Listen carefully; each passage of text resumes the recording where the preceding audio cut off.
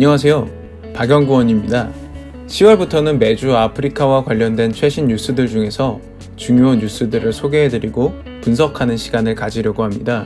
혹시나 더 궁금하신 부분이나 다루었으면 좋겠다고 생각하는 다른 뉴스가 있다면 댓글 남겨주세요. 세박시. 첫 번째는 정치 관련 이슈입니다. 최근 나이지리아 남아프리카 공화국 간 정상회담이 개최되었는데요. 양국은 아프리카 대륙에서 오랫동안 경제, 문화, 스포츠 전 영역에서 라이벌로 통했습니다. 여기서 질문.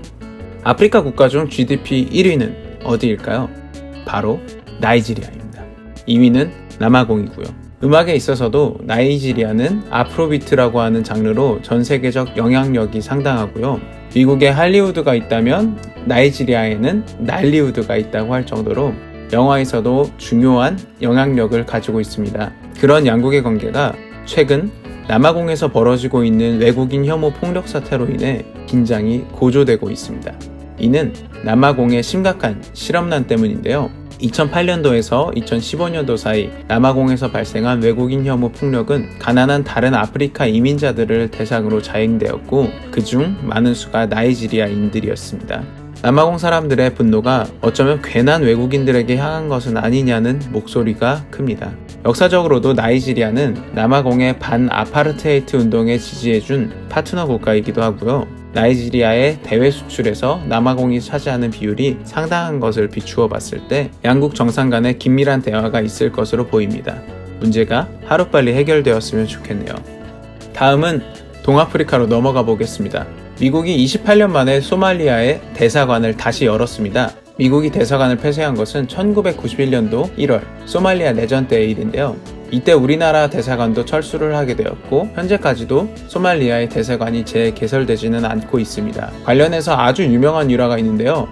91년도 1월 소말리아 내전이 발발하면서 소말리아 반군 세력이 수도 모가디슈로 진격해왔고 외국 대사관들이 표적이 됩니다. 북한 대사관 직원들도 이러한 이유로 더 이상 공간에 남아있을 수가 없게 되었습니다. 공항으로 무작정 피신할 수밖에 없는 상황이 벌어졌는데요.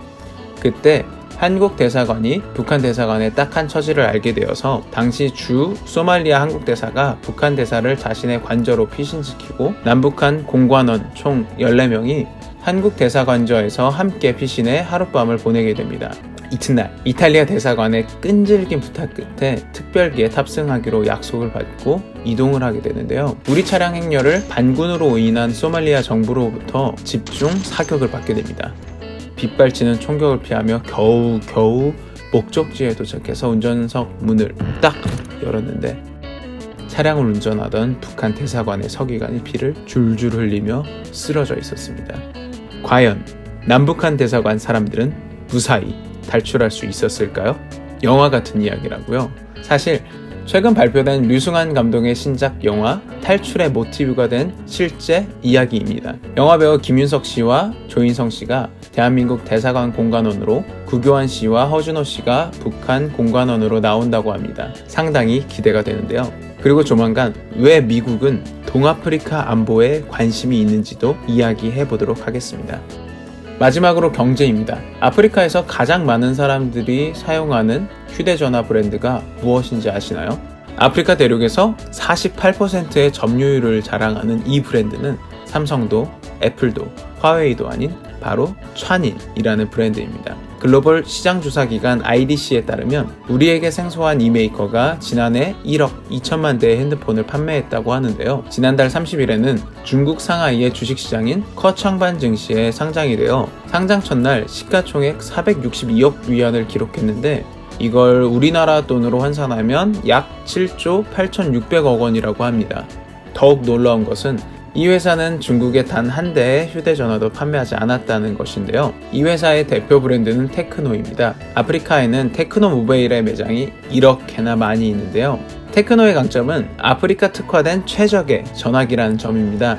우선 가격이 다른 브랜드의 60% 정도밖에 되지 않습니다. 게다가 어두운 피부색을 가진 아프리카 사람들을 위해 최적화된 카메라와 전력 공급이 어려운 환경에서도 오랫동안 사용할 수 있는 대용량 배터리가 장점입니다.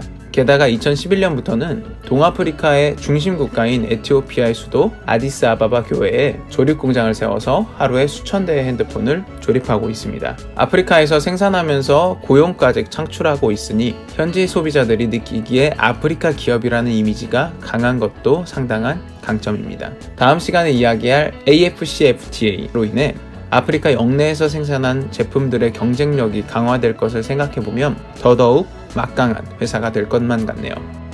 이번 주에 준비한 기사는 여기까지입니다. 다음 주에도 흥미로운 기사들로 찾아뵙겠습니다. 구독과 좋아요는 더 좋은 영상을 만드는 원동력입니다.